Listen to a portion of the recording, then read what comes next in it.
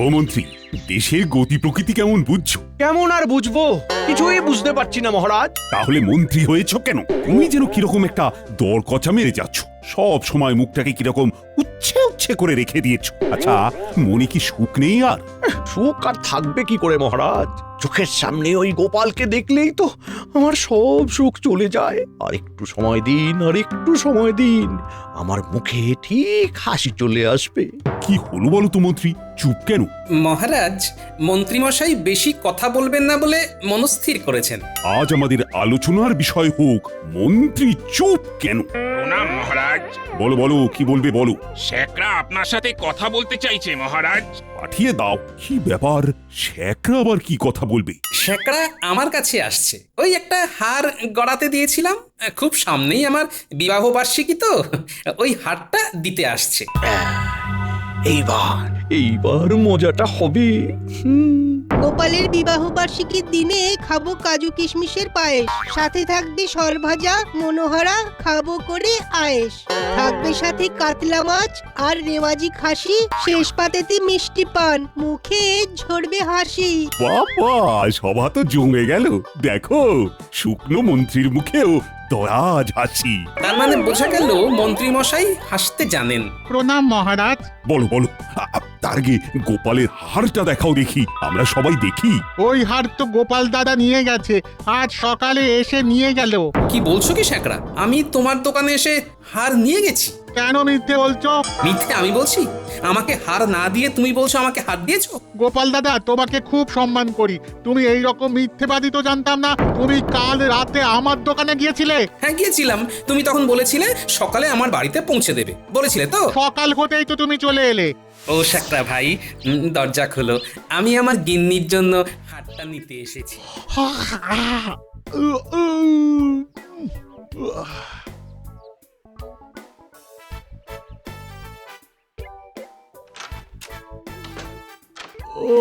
ও গোপাল দাদা, কাল সারা রাত কাজ করে এই একটু আগে ঘুমোতে গেলাম।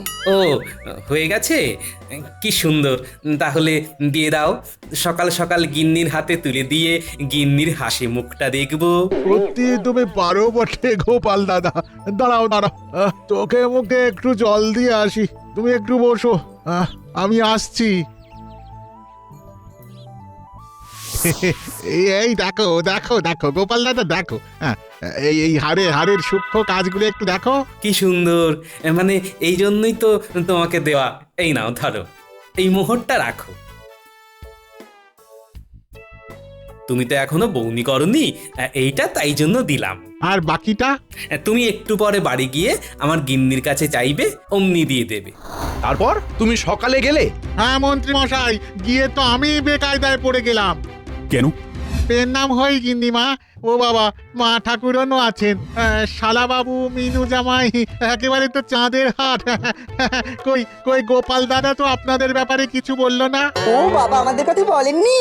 তাতে কি হচ্ছে, বাবা না হয় বলতে ভুলে গেছেন। তা যাকে যাকে যাকে যাকে, গিন্নিমা পছন্দ হলো? কি পছন্দ হবে? ওমা, যেটা গোপাল দাদা সকালবেলা আমাকে ঘুম ভাঙিয়ে নিয়ে এলো সেটা। কি সেটা? সেটা তো বলবে। কি রসিকতা করছেন গিন্নিমা। কি যে সাত সকালে তোমার সাথে রসিকতা করতে যাব, সেটাই তো বুঝতে পারছি না বাছা। আরে একটু খুলে বলো, আমরা তো কিছুই বুঝতে পারছি না। বাবা সাত সকালে কি নিয়ে এলো? কি আমার শাশুড়ি মায়ের হাতে দিল? সাকরা কাকা, খুলুন খুলুন। একটা হার, গোপাল দাদা একটা হার বানিয়েছিল তো আপনার জন্যে, সেটাই আজ সকালে আমাকে ঘুম থেকে তুলে মাত্র একটা মোহর দিয়ে নিয়ে এলো। মা গো মা, এ কি হলো গো? আমাকে দেবে বলে সাত সকালে সাকরা ভাইকে তুলে হাতটা নিয়ে কাকে দিল? তার মানে গোপাল দাদা হার আপনাকে দেয়নি গিন্নিমা? এলে কি আমরা তোমার সাথে রসিকতা করছি? গোপাল দাদা এখন কোথায়? বাবা তো রাজসভায়, সকালে বাজার করে ওই নাকে মুখে দুটো গুজে দৌড়ে রাজসভায় চলে গেল। এ তো সাংঘাতিক কথা মহারাজ, একেবারে জালিয়াতি। কিছু একটা গোলমাল আছে, না মাথাটা ঠান্ডা রাখতে হবে। মহারাজ শ্যাকরার সঙ্গে আজ আমার দেখাই হয়নি। গোপাল, আমি তো খুব সংকটে পড়লাম। আচ্ছা, তোমার কি আজকাল স্মৃতি বিভ্রম হয়েছে? না মহারাজ, আমার কোনরূপ স্মৃতি বিভ্রম হয়নি। আমি এখনো বলছি, আমি শ্যাকরার কাছে সকালে যাইনি। মহারাজ, আমার মনে হচ্ছে গোপাল ঠিক কথাই বলেছে। গোপালকে এত বছর ধরে চিনি তো, একটা হার নিয়ে এইরকম একটা ঘটনা ঘটাবে বলে আমি মনে করি না। তার মানে কি আমি মিথ্যে কথা বলছি? না, তুমিও মিথ্যে কথা বলছো না। বিজ্ঞানী, তুমি বিষয়টাকে গুলিয়ে দিচ্ছ। তাহলে তোমার মতে কি হয়েছে সেটা বলো। আমার মনে হয় গোপালেরই মতো দেখতে কোনো এক ঠগের আবির্ভাব হয়েছে। আমি নিশ্চিত। আমারও ঠিক এই ধরনের সন্দেহ হচ্ছে এবং এই জট থেকে নিজেকেই মুক্ত করতে হবে। ব্যাস ব্যাস ব্যাস ব্যাস, একেবারে আমি যা চাইছি ঠিক সেটাই হচ্ছে। এইবার আমার কুটবুদ্ধি প্রয়োগের সময় এসেছে। মানে এ তো ভয়ঙ্কর একটা ঘটনা ঘটতে যাচ্ছে। সেটা তো বুঝতে পারছি, কিন্তু এটা থেকে বের হব কি করে? মহারাজ, এই মুহূর্ত থেকে গোপালের বাড়িতে রক্ষী মোতায়েন করুন, কারণ নকল গোপাল যেন আমাদের গোপালের পরিবারের কোনো ক্ষতি করতে না পারে। সাবাস মন্ত্রী, সাবাস। সেনাপতি, দুজন রক্ষীকে এক্ষুনি গোপালের বাড়িতে মোতায়েন করো। যথাজ্ঞা মহারাজ। গোপাল, তুমি কোনো চিন্তা করো না, তোমার এই বিপদে আমরা তোমার পাশে আছি। হ্যাঁ সেনাপতি, বিশু আর কানুকে গোপালের বাড়ির বাইরে মোতায়েন করে দাও। ওরা খুব চৌকস আর বুদ্ধিমান। ঠিক বলেছ। যথাজ্ঞা মহারাজ।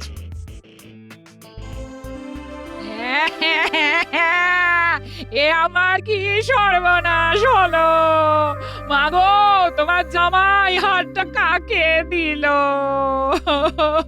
সেটা তো খুব সমস্যা মামা। শ্বশুর মশাই কাকে গলার হারটা দিলেন? একটা তদন্ত করতে হবে। যত দোষ তোর বাবার। কি যে গোপালের মধ্যে দেখেছিল, মাথায় চুলে নেই, পেটে চর্বি। আহ দিদা, তুমি থামো তো। আমার বাবা এরকম কিচ্ছু করতে পারে না। তাহলে কার কাছে হাতটা গেল সেটা বলো। ও মা গো, কি সর্বনাশ হলো! আমাদের মহারাজ পাঠিয়েছেন আপনাদের পাহারা দেওয়ার জন্য। আমি বিশু, আর এই যে আমার পাশে দাঁড়িয়ে আছে এ হলো কানু। পাহারা? আমাদের পাহারা দেবে কেন? গোপাল দাদা ছদ্মবেশে আর একটা গোপাল দাদা কৃষ্ণনগরের রাস্তায় ঘুরে বেড়াচ্ছে। তার মানে দুটো বাবা? ওরে বাবা, কারো একটাও জোটে না, আবার কারো ভাগ্যে দুটো। তুমি থামবে?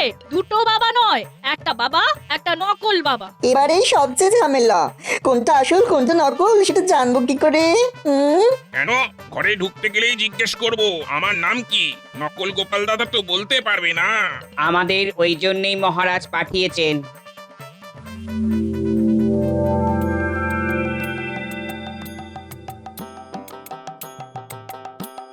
তুমি আসল গোপাল দাদা, মানে আমাদের গোপাল দাদা? হ্যাঁ বিশু ভাই, আমি আসল। কি কানু, কেমন আছো? মা জননী, এই তোমার আসল বাবা। আমাদের আর কোনো সন্দেহ নেই, এবার যে আসবে তাকে এমন গাঁটটা দেব, মাথা একেবারে ভন ভন করে ঘুরবে। আরে আমার গিন্নির হাতটা নিয়ে তো চলে গেল, হাতটা পাবো কি করে? সে আপনি ভাববেন না বাবা, আমি ঠিক খুঁজে বার করে নেব। আমি আপনার জামাই, বুদ্ধি আমারও কিছু আছে। ইস, না জেনে তোমাকে কত কি বলেছি। নিজের লোককে বলবে না তো কি অন্য লোককে গিয়ে বলবে? বেশ করেছে বলেছে, আবার বলবে। এবার কি করবেন জামাই বাবু? হ্যাঁ, আপনি বাড়ির বাইরে গেলেই সে যদি ঢুকে পড়ে? আমরা থাকতে ঢুকতে পারলেই হলো। যাক বাবা, নিশ্চিন্ত। আমি নিশ্চিন্ত হতে পারছি না মহারাজ। আমি তোমার মনের অবস্থা বুঝতে পারছি। তুমি এখন ঘরে যাও, এখন দিন কয়েক তুমি বিশ্রাম নাও। আমার দৃঢ় বিশ্বাস নকল তোমার বুদ্ধির কাছে টিকতেই পারবে না। ধন্যবাদ মহারাজ। আমরা সবাই তোমার পাশে আছি। তাহলে আমি এখন আসি।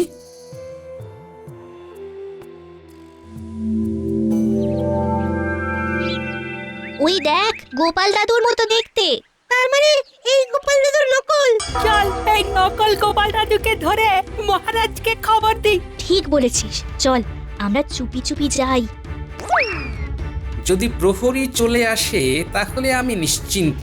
আর ভালো লাগে না, কেন যে আমার উপরই সকলের রাগ বুঝতে পারি না বাবা। পেছনে কতগুলো পায়ের আওয়াজ পাচ্ছি। ওমা, তোরা তা নিঃশব্দে আমার পেছন পেছন হাঁটছিস কেন? তুমি নকল গোপাল দাদু। কিসে বুঝলি? আসল গোপাল দাদু ঘরে বসে আছে, আমরা এক্ষুনি দেখে এলাম। হায় হায় হায়, সর্বনাশ! ঠিক যে ভয়টা করছিলাম ঠিক সেটাই হলো। কিরকম হলো তোমার? কান্না কান্না গলাটা কেমন আসল আসল লাগলো যে।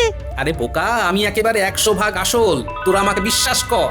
আমরা না হয় বিশ্বাস করলাম, কিন্তু দিদিমা, বড় দিদিমাকে বিশ্বাস করাবে কি করে? শোন, এখানে দাঁড়িয়ে থাকলে লোকে সন্দেহ করবে, তার চেয়ে চল পুঁটিদের বাড়ি চল। সেই ভালো গোপাল দাদু, আমাদের বাড়ি চলো।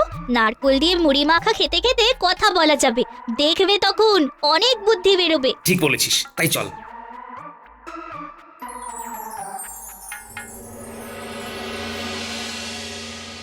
এ কি ঘটছে মহারাজ?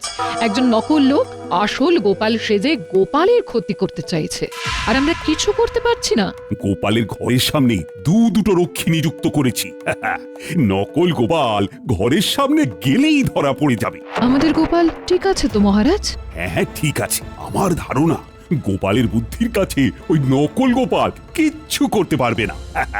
ধরা ওকে পড়তেই হবে। জামাই বাবু, আজ সারা রাত গল্প করবো। হ্যাঁ, ঠিক বলেছেন মামা, আজ আপনাকে একদম ঘুমোতে দেব না, শুধু গল্প করব। তাহলে তোরা উঠোনে বসে গল্প কর।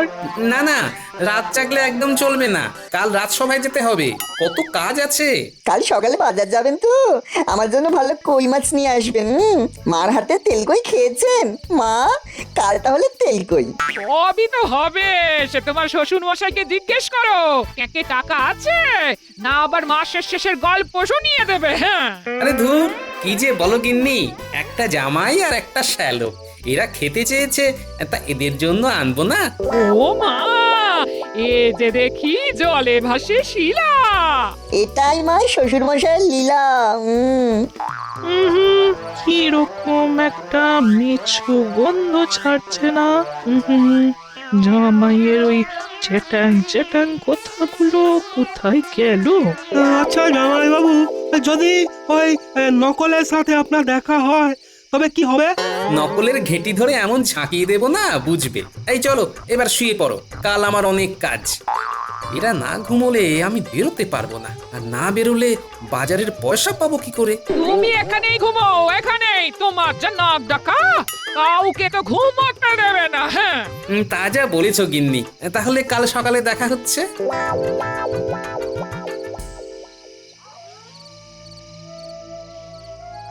ঘুম আসছে না গো পুটির বাবা, খুব চিন্তায় আছি।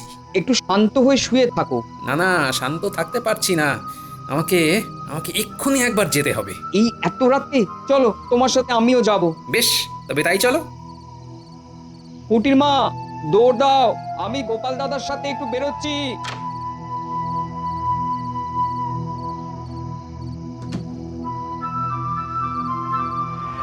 কি ভাবছেন মামা? তুমি যেটা ভাবছো আমিও সেটাই ভাবছি। এই জামাই বাবু আমার জামাই বাবু নয়।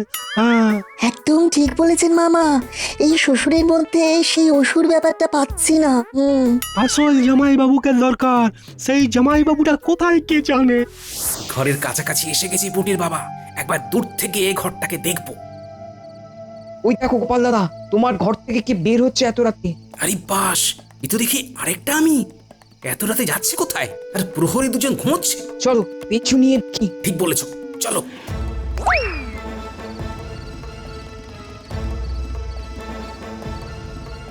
মামা, নাক ডাকার আওয়াজ তো পাচ্ছি না। তাই তো, নাক ডাকাও বন্ধ। চলো তো বাইরে গিয়ে দেখি।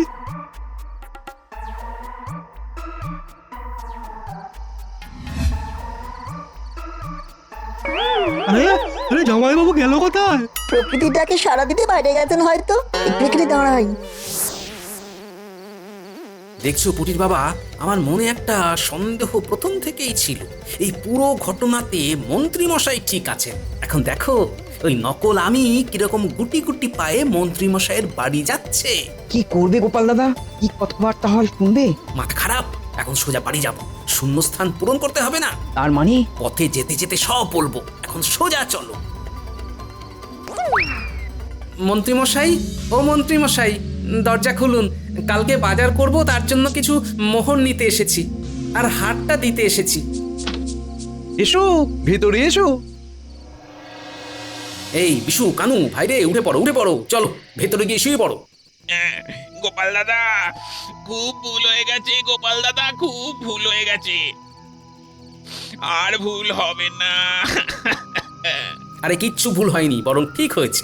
তোমরা ঘরের ভেতরে এসো, মাদুর পেতে দিচ্ছি। আরে আরে জামাইবাবু কোথায় গেল? হ্যাঁ, কোথাও যাইনি, নিজের ঘরে ফিরছি। আসল নকল বুঝতে পারো না শালাবাবু, শুধু সকাল থেকে গিলেই চলেছে। এই তো আসল বাবা ফিরে এসেছে। কিসে বুঝলে জামাই বাবা জীবন? কিসে আর বাছা, এই তোমার চ্যাটাং চ্যাটাং কোথায় আর কি? যাক, তাহলে একজন আমাকে ঠিক বুঝতে পেরেছে। আমরা সহধর্মিনীও এত বছর সংসার করার পরও আমাকে চিনতে পারিনি। যাকে যাক, এখন তোমরা যে যার ঘরে গিয়ে শুয়ে পড়ো। নকল গোপালকে হাতে নাতে ধরতে হবে। আমরা কি করব? মিনুমা, তো বালিশ দে তো। প্রহরী দুজন এখন শোবে, বুঝলি? তারপর নকল গোপালকে ধরবে। হাতে সময় নেই, এক্ষুনি নকল গোপাল মন্ত্রী মশাইয়ের বাড়ি থেকে আসবে। হ্যাঁ গো, তুমি আসল তো? 100% খাঁটি গোপাল, এই বুড়ির চোখ কখনো ভুল করবে না। অভিজ্ঞতার তো একটা দাম আছে মা ঠাকুরন।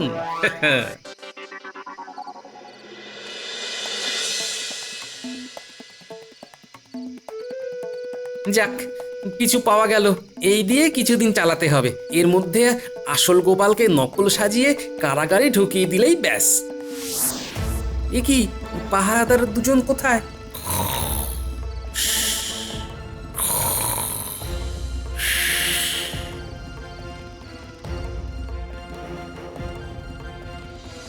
প্রহরী দুজন মাদুর পেতে ঘুমোচ্ছে।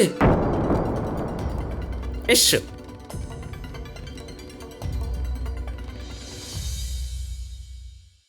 এ কি, আমার খাটে কারা শুয়ে? এই, তুমি কে? তোমার ঘেঁটি ধরে বার করবো। এসো আমার নকল গোপাল, দেখি কে কার ঘেঁটি ধরে। কে নকল গোপাল? তুমি হলে নকল গোপাল। হ্যাঁ, এ কি, জামাই বাবুর নাম ধরে ডাকছো? তুমি তুমি করছো? বিশু আর কানু, তোমরা তোমাদের কাজ শুরু করে দাও। এই গোপালকে ভালো করে পিচ মোড়া করে বেঁধে নিয়ে যাও কারাগারে।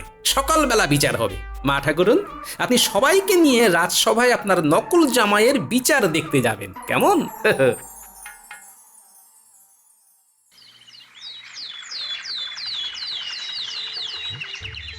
বাবা, প্রকৃতির কি অসাধারণ খেলা, একটা ছেড়ে দুই গোপালের মেলা।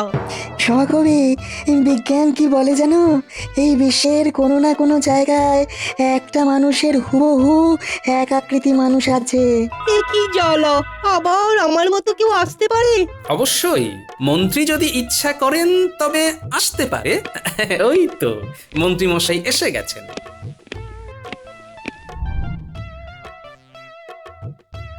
কি, দুটো গোপাল? তার মানে ধরা পড়ে গেছে। ও বাবা, কি ভাবছো মন্ত্রী?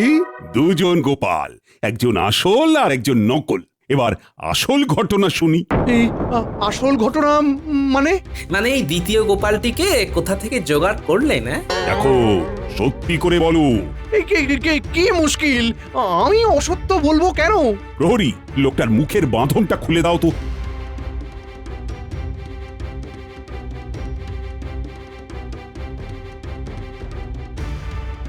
বলো বলো, সত্যি বললে শাস্তি কম হবে, আর মিথ্যে বললে এবং সেটা মিথ্যে প্রমাণ হলে কঠিন শাস্তি পাবে।